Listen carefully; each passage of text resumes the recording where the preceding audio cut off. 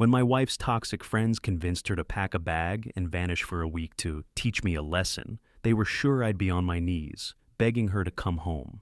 Instead, I picked up the phone and made one call that would flip their little power game on its head. While she was clinking glasses and celebrating her victory with those bitter women, I was putting a plan into motion they never saw coming.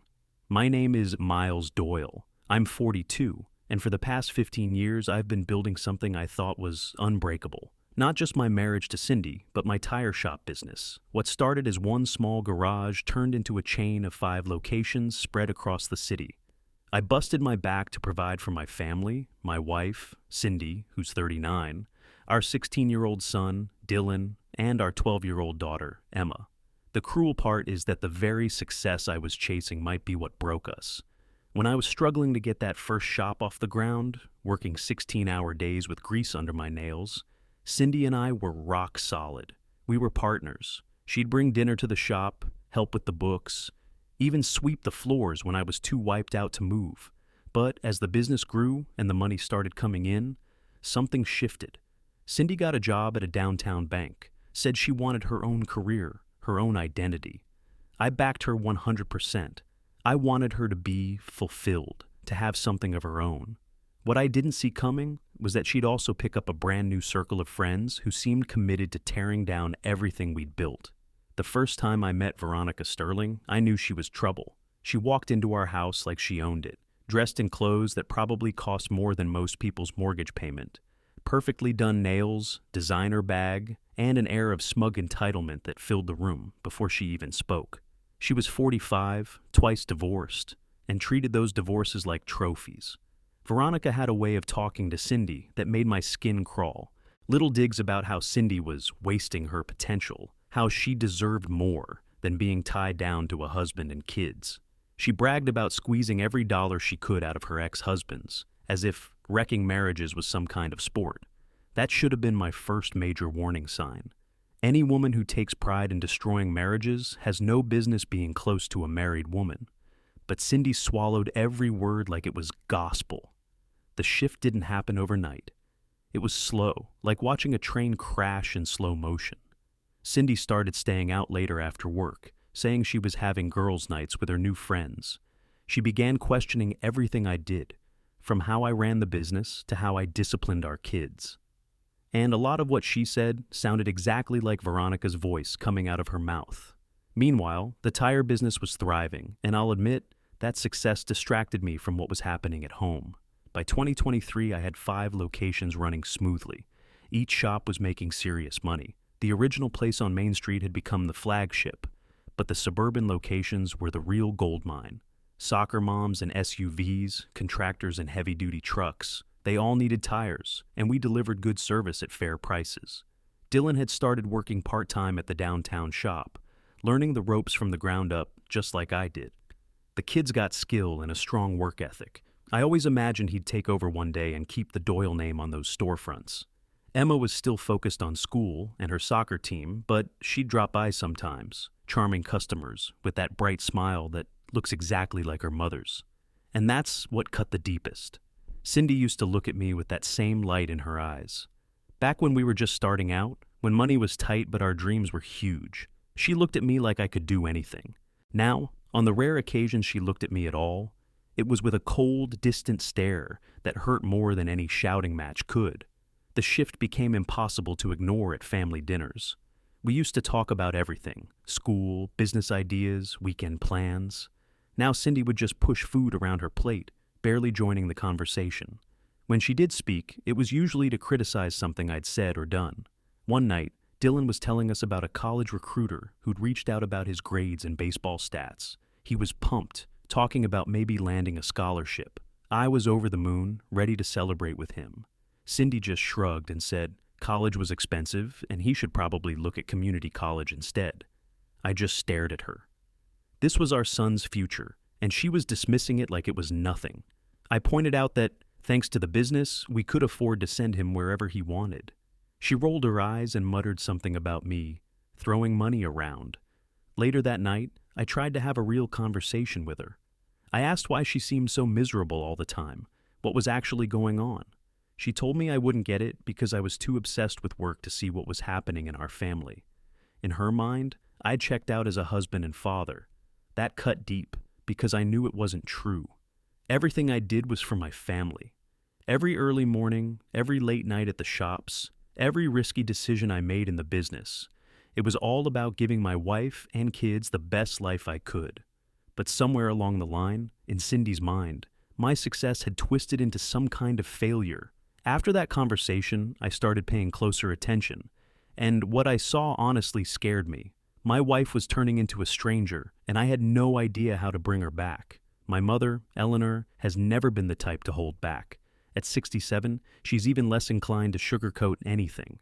She'd been watching Cindy change with the sharp, experienced eyes of a woman who's lived through a lot of disappointment. So, when she asked me to come over for coffee one Saturday morning, I knew she had something serious to say. Eleanor was sitting at her kitchen table, the same one where she'd served me breakfast every day for 18 years. Her gray hair was perfectly styled, and her blue eyes had that hard, focused look I remembered from my childhood whenever she was about to tackle a problem head on. "Miles, we need to talk about your wife," she said, skipping any kind of small talk. I sighed and sat across from her. "Mom, please don't start." "Don't start what?" "Caring about my son and my grandchildren," she shot back. She poured coffee into my favorite mug, the one that says "World's Best Son" that she'd bought me years ago. "I've been watching Cindy, and that woman is not the same person you married." She was right, and hearing it spoken out loud made it feel painfully real. "Marriage has its ups and downs, Mom. You know that," I said weakly. Eleanor snorted. "Ups and downs are one thing. A complete personality transplant is another. Last Sunday at church, Cindy barely spoke to anyone. She used to light up that whole congregation with her smile. Now she acts like being there is some kind of punishment." That hit hard because I'd seen it too. Cindy used to love our church community. She volunteered for every bake sale and charity drive. Now she complained about going at all, said it was a waste of time. Just last week she'd actually rolled her eyes when Pastor Miller asked if she could help with the youth fundraiser. "And those friends of hers," Eleanor went on, her tone sharpening. "That Sterling woman in particular. I've heard things about her around town, Miles. She's poison, and she's spreading it to your wife." I leaned back in the chair, feeling the weight of everything I'd been trying not to face. "What kind of things?" "The kind that destroy families," my mother said flatly. "She brags about her divorces like they're trophies. She's proud of how much money she squeezed out of each husband. Women like that can't stand to see other people happy in their marriages because it reminds them of their own failures." Eleanor reached across the table and gripped my hand with surprising strength. "Son, you need to fight for your family before it's too late. That woman is filling Cindy's head with nonsense. And if you don't stop it, you're going to lose everything you've worked for." My coffee went cold while my mother kept talking, telling me about gossip she'd overheard at the grocery store, warnings from other women in town about Veronica's influence. It painted a picture I didn't want to accept, but couldn't ignore anymore. "Your father, God rest his soul, would have put his foot down the first time some troublemaker tried to come between us," Eleanor said. "Sometimes being a good husband means protecting your marriage from people who want to destroy it, even if one of those people is your own wife." I drove home that day with her words echoing in my head. I knew she was right. I just wasn't sure I was ready for the fight that was coming. The confrontation came sooner than I expected. I got home early from the West Side shop one afternoon, hoping to spend some extra time with the family. Instead, I walked into what sounded like a group therapy session from hell. Cindy was in the living room with Veronica and two other women I didn't recognize, and they were dissecting marriages like it was some kind of intellectual exercise. "The problem with men," Veronica was saying, swirling her wine like we lived in some upscale drama series, "is they think bringing in money automatically makes them good husbands. They work all day and expect us to be grateful for the crumbs they toss our way." One of the other women, a redhead I'd never seen before, laughed bitterly. "Tell me about it. My ex thought buying me jewelry once in a while made up for ignoring me the rest of the year. Like a diamond bracelet is a substitute for an actual conversation." The third woman, a blonde who looked early 40s, nodded. "They use work as an excuse to avoid real intimacy. Sorry, honey, can't talk now. Got to provide for the family. Meanwhile, we're slowly dying inside from loneliness." I stood in the hallway, listening to them rip into the entire idea of marriage with the enthusiasm of teenagers gossiping between classes. But what really hit me was hearing Cindy join in. Miles thinks that just because his tire business is successful, he's automatically a good father and husband, she said, her voice carrying a cold, bitter tone I barely recognized. But success doesn't mean anything if you're not emotionally available. He comes home expecting dinner on the table and applause for working hard, like that's all marriage is supposed to be. Emotionally available, I was killing myself to make sure she had everything she ever wanted. I never missed a parent-teacher conference. I never skipped one of Emma's soccer games or Dylan's baseball tournaments. I took them on vacations every year, made sure they had the best of everything. When did that stop being enough? Veronica's voice snapped me out of my thoughts. Men like that are controllers, Cindy, she said smoothly. They use financial security as a leash to keep you dependent. The real question is, what are you going to do about it? Are you going to spend the rest of your life being grateful for scraps? Or are you going to demand what you deserve? That was it. I'd heard enough. I stepped into the living room, and the conversation cut off instantly, like someone had hit mute. 4 pairs of eyes swung toward me, and for a second, I felt like I'd walked in on something I was never meant to hear.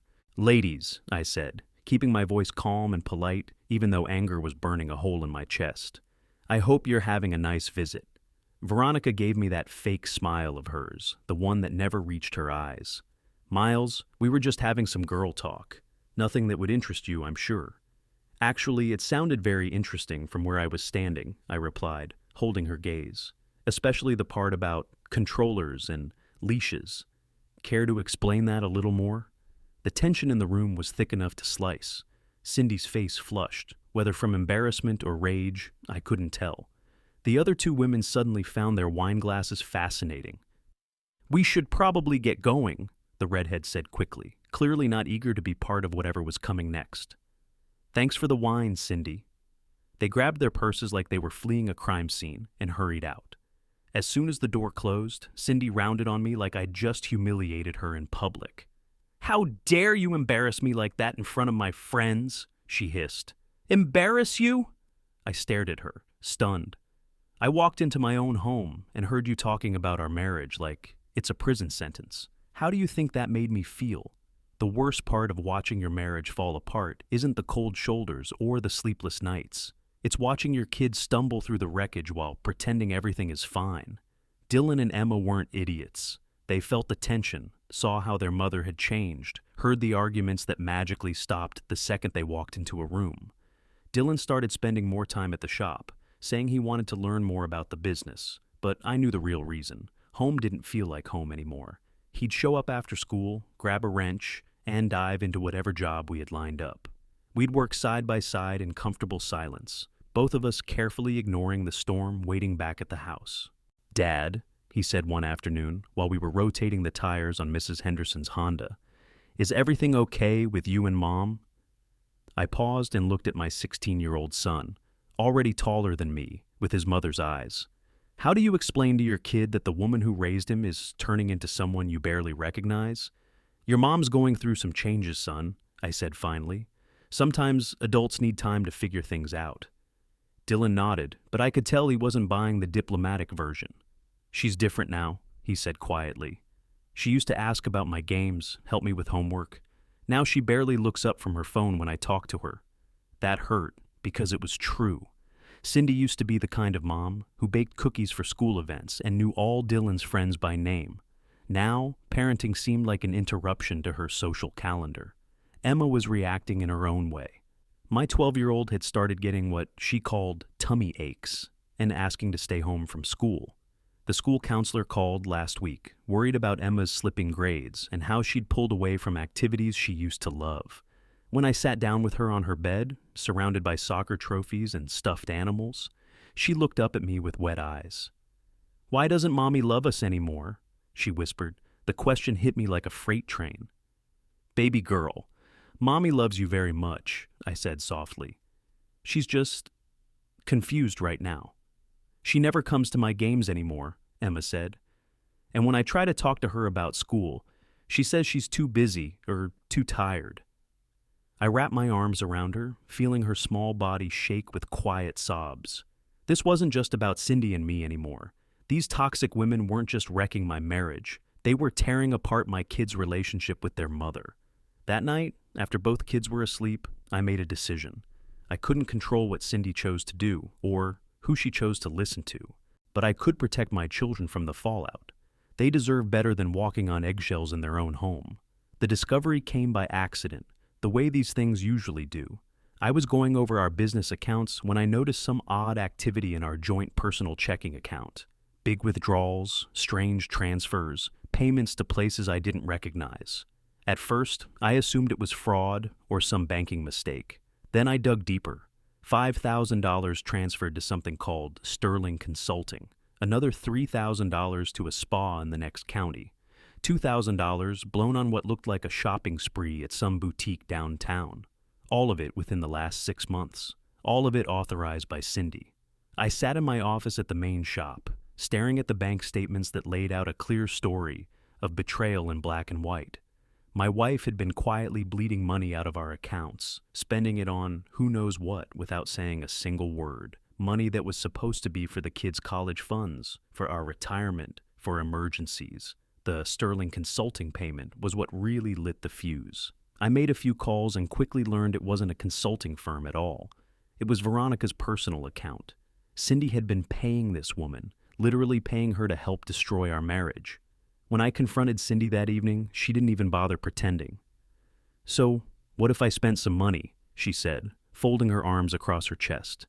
"Half of everything you make is mine anyway. I shouldn't have to ask permission to spend my own money." "Your own money?"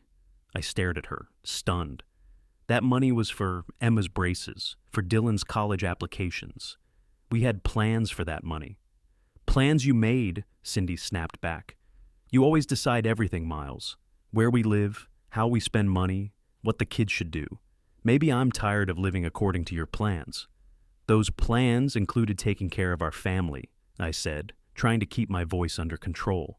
"So, what exactly did you pay Veronica Sterling $5,000 for?" Cindy's face went pale. She hadn't expected me to trace that payment. "That's none of your business," she said.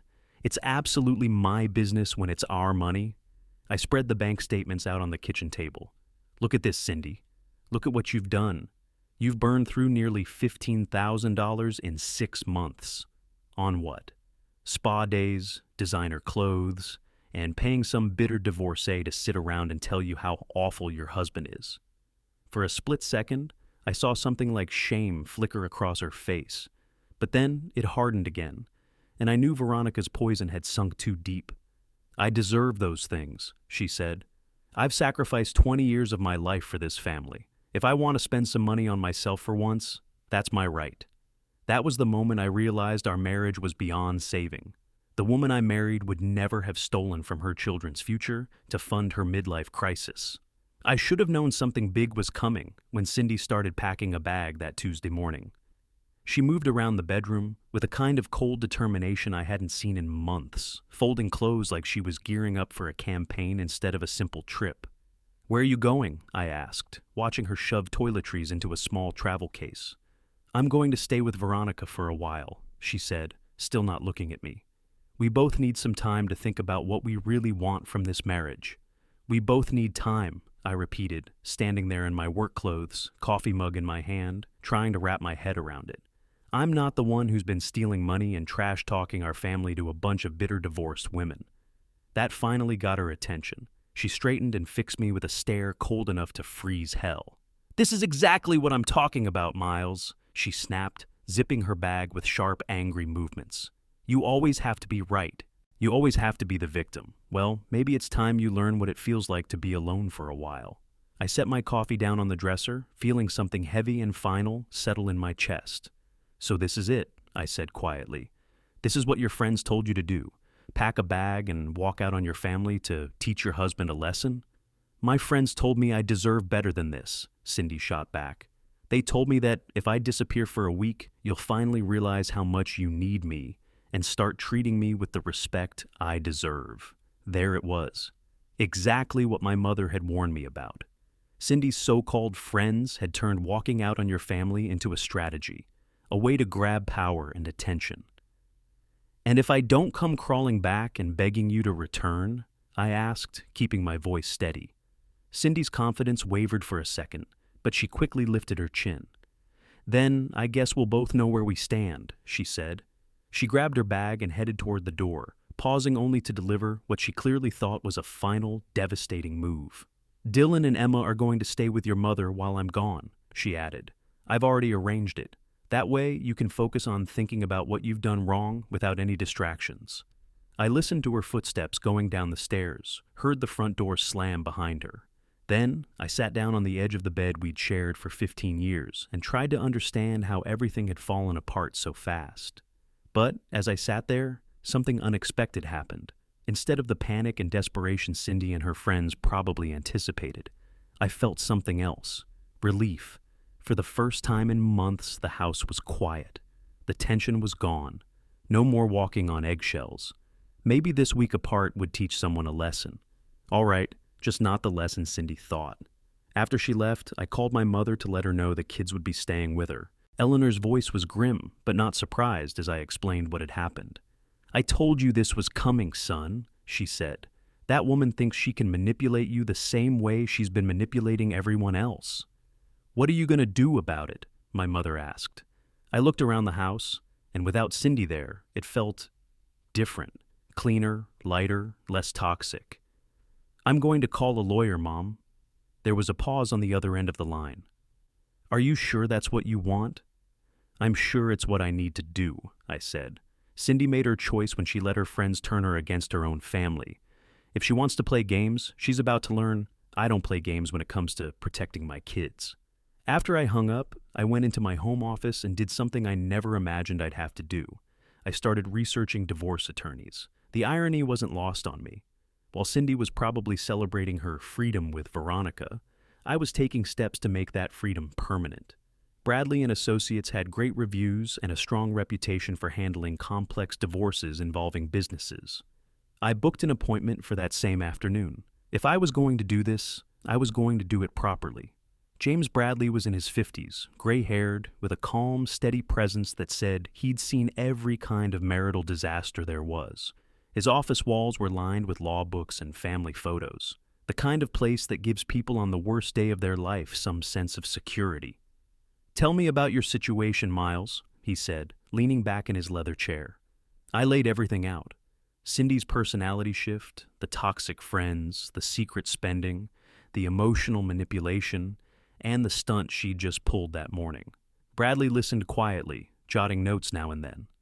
How many locations does your business have? He asked when I finished. 5 tire shops, all profitable. The business is worth around $2 million, maybe more. Bradley nodded. And your wife has been moving money out of your accounts? Almost $15,000 over 6 months, that I can confirm. We can work with this, he said, his voice shifting into a more professional tone. In cases with financial misconduct and abandonment of the marital home, Virginia courts are often sympathetic to the spouse who's been wronged, especially when there are children involved. I signed the retainer that afternoon. Walking out of that office with divorce papers in my briefcase, I felt something I hadn't felt in months. Control. For the first time since all of this started, I wasn't just reacting to Cindy's chaos. I was taking action. Her friends had told her to leave for a week to teach me a lesson. They were about to find out what happens when you push a decent man too far. On Friday afternoon, exactly 5 days after she left, Cindy came back. I was in my home office reviewing the divorce paperwork Bradley had drafted when I heard her key in the front door. The sharp click of her heels on the hardwood sounded like gunshots in the quiet house. She appeared in the doorway, looking like she expected me to jump up and wrap her in a hug of pure relief. Instead, I stayed seated, watching her the way you'd study a stranger. I'm back, she announced, like she was doing me some kind of favor. I can see that, I said calmly, closing the folder with the divorce papers. How was your vacation? The casual tone threw her off. She'd clearly been expecting tears, apologies, maybe a trembling speech about how lost I'd been without her. It wasn't a vacation, Miles, she snapped. It was time for both of us to figure out what we really want from this marriage. I leaned back in my chair and really looked at her. And what did you decide you want, Cindy? I want things to change, she said, folding her arms. I want you to stop taking me for granted. I want you to appreciate what you have before it's too late." That's when I started laughing. Not a happy laugh, a bitter, disbelieving one. The kind you let out when the absurdity finally hits you full force. "What's so funny?" she demanded. I walked over to my filing cabinet, pulled out a manila envelope, and held it up. "What's funny," I said, "is that you actually thought this little stunt would work. You really believed if you disappeared for a week, I'd be on my knees when you came back." "Didn't you miss me at all?" she asked, and for the first time since she walked in, I heard uncertainty in her voice. "You know what I missed, Cindy?" I said quietly. "I missed the woman I married, the woman who would never have stolen from her kid's future. The woman who wouldn't have let a pack of bitter divorcees talk her into abandoning her own family." I handed her the envelope. "These are divorce papers. I filed them Wednesday morning, right after you left to teach me a lesson." Cindy's face went pale. Her hands trembled as she opened the envelope and read the first page. "You're bluffing," she whispered. "You wouldn't actually divorce me over this." "I'm not bluffing," I said. "The marriage is over. Your friends got exactly what they wanted. Another divorce to add to their scoreboard." She dropped the papers and grabbed my arm. "Miles, please. We can work this out. I'll stop seeing them. I'll change." I gently pulled my arm away. "It's too late for that," I said. "You made your choice when you chose their poison over our family." The divorce took 8 months to finalize, but those 8 months were full of clarity instead of chaos. Cindy fought it at first, tried to paint me as cruel and unreasonable, but when the financial records surfaced during discovery, showing every dollar she'd siphoned off and where it went, her own attorney told her she'd be better off settling.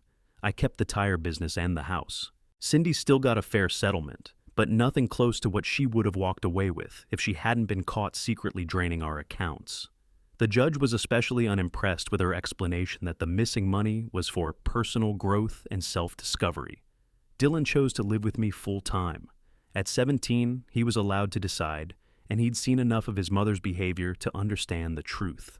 He works at the main shop every day after school now, learning the business from the bottom up. Emma splits her time between us, but she stays with me most weeknights. Cindy tries to play the good mom when Emma's at her place, but the damage is done. Kids don't forget when a parent picks toxic friends over their own children. As for me, I'm doing better than I ever expected. The business is thriving. Turns out not having someone constantly tearing you down is great for productivity. I've opened a 6th location and hired 3 new employees. About 6 months after the divorce was finalized, I started dating again. Ashley Thompson is 30, a nurse at the Children's Hospital, never been married. She's kind, supportive, and genuinely interested in my kids and my work. Most importantly, she doesn't have a circle of bitter friends whispering in her ear that men are the enemy. We're taking it slow, but for the first time in years, I feel hopeful. Dylan likes her, and Emma is slowly warming up to her. That's all I can ask for. Cindy, meanwhile, is still running with Veronica and the rest of that toxic crew. From what I hear, she's dating a guy 15 years younger and living in a small apartment across town. Veronica apparently convinced her this is living her best life. From the few times I've seen her at school events, Cindy looks worn out and older than she should. People sometimes ask if I regret how things ended, if I wish I'd fought harder to save the marriage. I don't. Marriage is supposed to be a partnership, 2 people who respect each other and pull in the same direction. What I had with Cindy at the end wasn't a marriage. It was a hostage situation. My advice to any man going through something similar is simple. Don't let toxic people poison your home. If your spouse chooses bitter, angry friends over your family, believe what they're showing you, and protect yourself and your kids. Sometimes the lesson someone tries to teach you isn't the one they end up learning.